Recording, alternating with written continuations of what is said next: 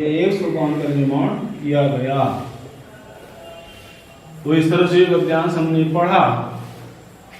आप हमें इसका नहीं लिखना है किताब से, भले इसको दोहरा लेंगे, लेकिन इसको मैं लिखा नहीं रहा हूँ, लिखाएंगे। एक अंतिम वाला महत्वपूर्ण गद्यांश है, उसको हम लिखेंगे। आप यह हर गद्यांश को ध्यान से पढ़िए, बोर्ड से देख कर पढ़ें।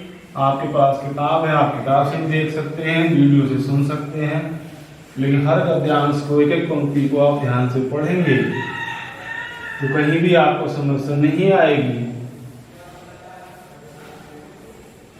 और रिवीजन आदि की बहुत ज्यादा आवश्यकता नहीं होगी। यदि हम पहली बार में ठीक से पढ़ते हैं तो रिवीजन की कोई बहुत ज्यादा जरूरत नहीं होती।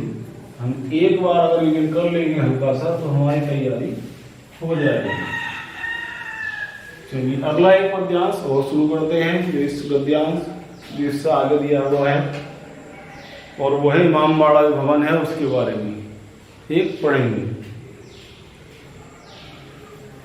इमामबाड़ा जो भवन है इसकी बात नाम आ चुका है, उसके बारे में है पढ़ेंगे। इदम इमामबाड़ा भवनम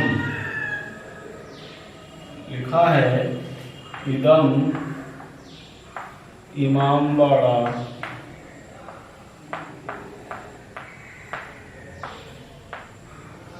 भवनम,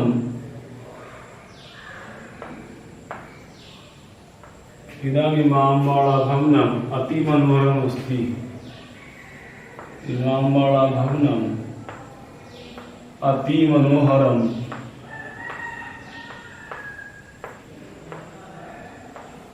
अति मनोहरम अस्ति। यानी इदम इमामबाड़ा भवनम, यह इमामबाड़ा भवन क्या है? अति मनोहरम अस्ति। कैसा है? अति मनोहर है।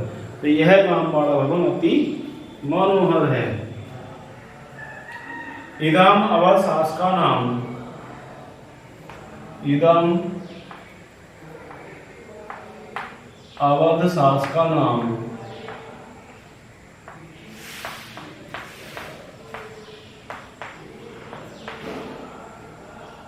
इदम अवध शासक का नाम। इदम माने यह, अवध शासक का नाम अवध शासकों का, जो अवध के शासक थे, तो अवध के शासकों का स्मारकम अस्ति।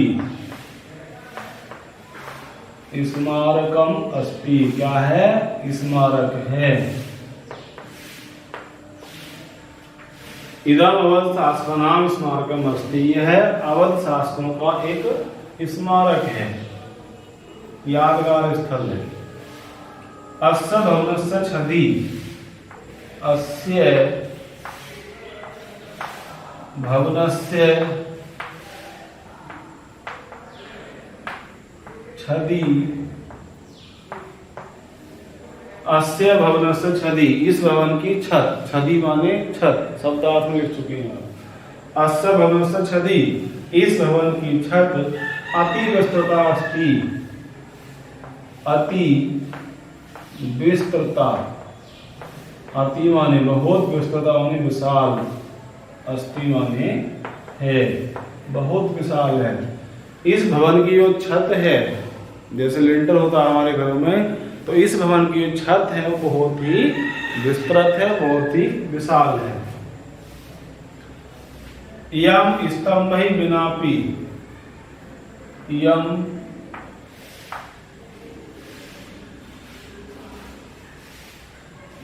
स्तंभै,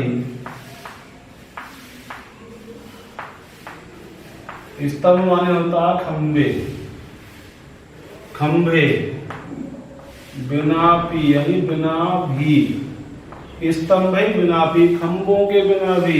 यम स्तंभै विनापि, यह खंभों के बिना भी। बहुकौशल निर्मिता अस्ति, बहुकौशलेन, बहुकौशलेन,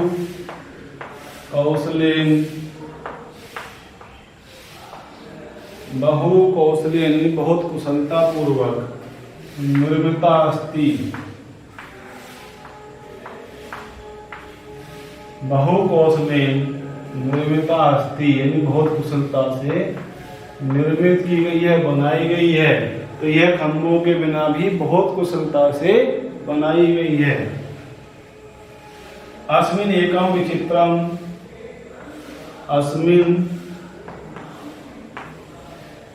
इसमें, एकम एक, विचित्रम विचित्र,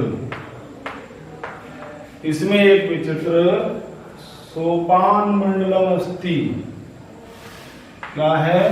सोपान मंडलम अस्ति, सोपान मंडल है।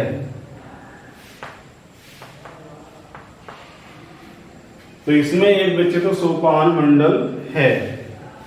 विचित्र सोपान मंडले,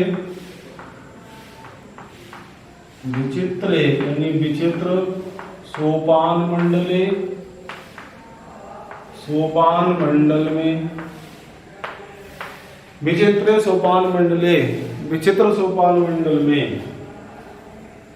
नवागंतुका,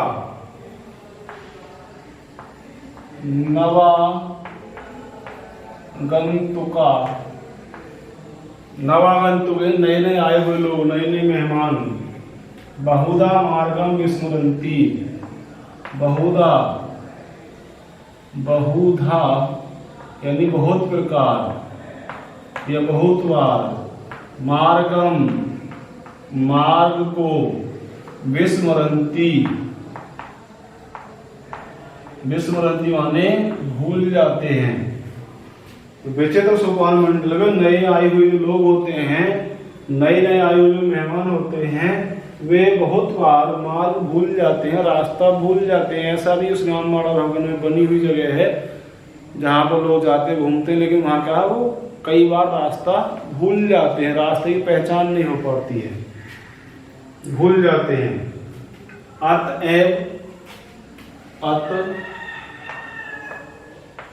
अतएव माने इसीलिए, अतएव इसीलिए जना इदम भवनम, जना माने लोग, इदम भवनम इस भवन को, इसीलिए लोग इस भवन को भूल भुलैया इति वदन्ति। क्या? भूल भुलैया,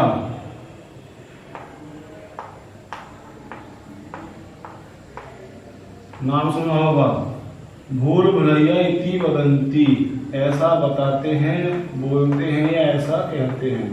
तो इसे क्या कहते हैं लोग? भूल भुलैया कहते हैं। इमामबाड़ा में भवन बना हुआ विशेष तरह का, जिसमें लोग रास्ता भूल जाते हैं, तो उसे लोग क्या कहते हैं? इस भवन को लोग भूल भुलैया भी कहते हैं या बोलते हैं।